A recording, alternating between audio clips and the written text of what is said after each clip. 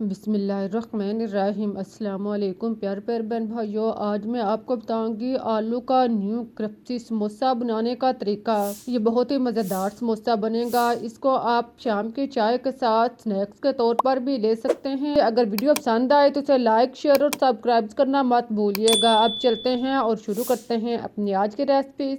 इसके लिए आप 2 प्याली मैदा लें। मैदा अपने जितने समोसे बनाने हैं इस हिसाब से भी ले सकते हैं। इसको आप छान कर साफ कर लें और फिर आप इसमें नमक 1 चम्मच डाल लें। नमक डालने के बाद आप इसमें 2 से 3 चम्मच घी डाल लें। घी डालकर आप इसको अच्छी तरह मिक्स कर लें। पहले आप घी को अच्छी तरह आटे में मिक्स करें, जज़ब करें। 1-2 मिनट तक आप ये अमल दोहराएं। जब घी अच्छी तरह मैश हो जाए तो आप इसमें पानी लगाएं और इसको आप गूंदना शुरू कर दें। आप थोड़ा थोड़ा करके इसमें पानी लगाते जाएं और इसको आप अच्छी तरह गूंद लें। इसको आप आम आटे की तरह अच्छी तरह गूंदें, लेकिन आप इसको थोड़ा टाइट रख कर गूंदें। ये ज़्यादा नरम या ढीला नहीं होना चाहिए। इसको आप 4-5 मिनट तक अच्छी तरह गूंदने के बाद आप इसके ऊपर ऑयल लगाकर एक साइड पर रख दें। अब आप चूल्हे पर पैन या कोई भी बर्तन रखें। इसमें आप 1 चम्मच घी डालकर गरम कर लें। फिर आप इसमें ज़ीरा 1 चम्मच शामिल करें। साबुत ज़ीरा डालने के बाद आप इसमें कुटी हुई मिर्च 1 चम्मच डाल लें। नमक टेस्ट के मुताबिक या 1 चम्मच डाल लें। फिर आप इसमें हल्दी पाउडर आधा चम्मच शामिल कर लें। खुश्क धनिया पाउडर 1 से 1.5 चम्मच शामिल कर लें। इन सब मसालों को डालने के बाद आप इसे 1 से 2 मिनट तक घी में फ्राई करें। इनको आप ब्राउन कर लें। अब आप उबले और कुचले हुए आलू आप 4 से 5 अदद इनको आप पहले उबाल लें। उबालकर इनका छिलका उतार लें और फिर आप इसको हाथ के साथ दबाकर नरम करते जाएं और इसको आप डालते जाएं। एक एक आलू पकड़ के आप इसको हाथ के साथ दबाते जाएं और इसमें डालते जाएं।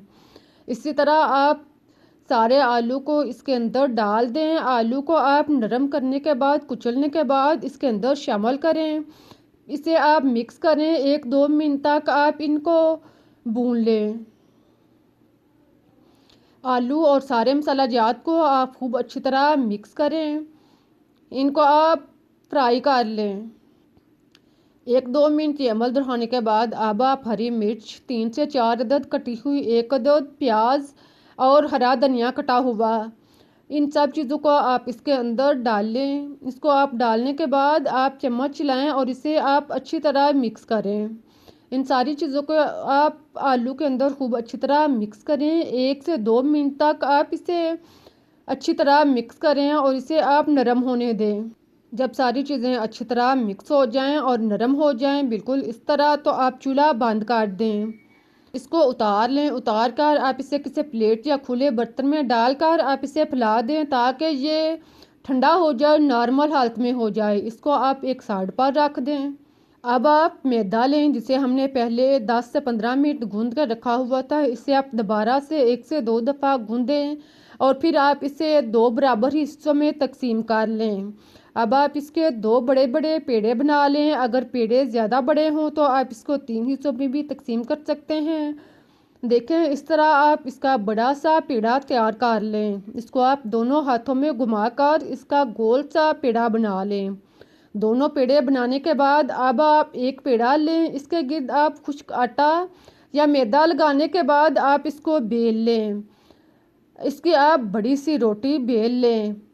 इसके नॉर्मल सी रोटी और बड़ी सी रोटी जो है वो तैयार कर लें। देखें इस तरह बड़ी सी रोटी बेलने के बाद इसके किनारों को आप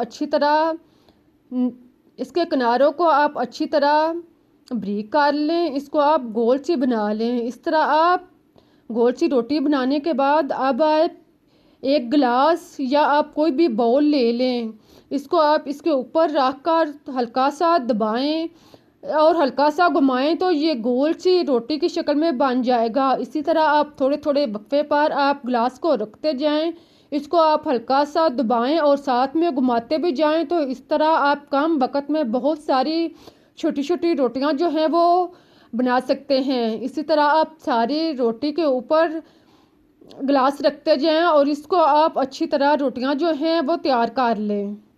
सारे गिलास के ऊपर इसी तरह निशान लगाने के बाद, रोटियां लगाने के बाद, अब आप एक सिरे से आटा उठाएं, इसको आप ऊपर उठाते जाएं तो ये रोटियां जो हैं वो नीचे बन जाएंगी और रफ आटा जो है वो आप अलग कर लें। इसको आप दोबारा से इकट्ठा करके इसको आप पेड़ा बनाकर दोबारा बेल लें। अब आप एक गोल रोटी लें, इसके दरमियान आलू को गोल सा बॉल बनाकर रखें और इसके ऊपर एक और रोटी गोल जो है वो इसके ऊपर रखें। देखें, इस तरह रखने के बाद अब आप उंगल की मदद से इसको साइडों से अच्छी तरह बंद कर लें, दबाकर आप इसको सेट कर लें। फिर आप कांटे की मदद से आप आधे कांटा जो है इसके ऊपर रख कर दबाते जाएं। देखें, इस तरह आप सिरे के ऊपर आप कांटा रखते जाएं और इसको दबाते जाएं। इसी तरह चारों साइड पर आप कांटे को रख कर दबा लें और निशान लगाकर तैयार कर लें। कांटे से निशान लगाने के बाद अब आप छुरी के साथ इसको थोड़े थोड़े वक्फे पर कट लगाते जाएं। कांटे के दरमियान जो जगह है आप छुरी के कट लगाते जाएं। देखें, इस तरह आप थोड़े थोड़े वक्फे पर इसे कट लगा लें। फिर आप एक टुकड़ा उठाएं और इसको आप ऊपर फोल्ड करते जाएं। इसी तरह आप दूसरा टुकड़ा इसके साथ वाला उठाएं और इसको ऊपर फोल्ड करें। इसी तरह आप चारों साइड से टुकड़े उठाते जाएं और उसको आप ऊपर फोल्ड करते जाएं। आलू के ऊपर आप इसको अच्छी तरह चारों साइड से फोल्ड कर लें। इसी तरह आप इसको गोल सा, इस तरह आप इसका समोसा स्नैक जो है वो तैयार कर लें। देखें, इस तरह कितना अच्छा फ्लावर की तरह गोल सा समोसा जो है वो स्नैक जो है वो तैयार हो चुका है। इसी तरह आप बाकी सारे स्नैक्स भी तैयार कर लें। इनको आप तैयार करने के बाद एक साइड पर रख दें। देखें, इस तरह आप सारे स्नैक या समोसे तैयार करके एक साइड पर रख दें। अब आप घी या ऑयल इसको आप नॉर्मल गरम करें। जब गरम हो जाए तो आप एक एक करके इसमें समोसा डालते जाएं और इसको आप फ्राई करते जाएं। ख्याल रहे कि आपने इसको ज़्यादा तेज़ आंच पे फ्राई नहीं करना। अगर ज़्यादा तेज़ आंच पे फ्राई करेंगे तो ये ऊपर से जल जाएंगे और अंदर से कच्चे रहेंगे। मज़ेदार और क्रिस्पी स्नैक जो हैं वो तैयार नहीं होंगे। इनको आप नॉर्मल आंच पर अच्छी तरह डीपली फ्राई करें और साथ में आप चम्मच के साथ घी जो है इसके ऊपर डालते जाएं। जैसे जैसे आप घी डालते जाएंगे तो ये स्नैक जो है वो फूलता जाएगा और मज़े का और क्रिस्पी तैयार होगा। 1-2 मिनट तक आप ये अमल दोहराएं। जब एक साइड से आपको ब्राउन होता नज़र आए, एक साइड से ब्राउन हो जाए तो फिर आप इसकी साइड चेंज करें। इसी तरह एक एक करके सारे स्नैक्स की साइड जो है वो चेंज कर लें और फिर आप इसको घी के साथ इसके ऊपर डालते जाएं और इसको फ्राई करते जाएं। दूसरी साइड से भी आप इसको 1 से 2 मिनट तक अच्छी तरह फ्राई करें। साथ में आप इसको हरकत देते जाएं ताकि ये अच्छे डीपली और क्रिस्पी तैयार हों।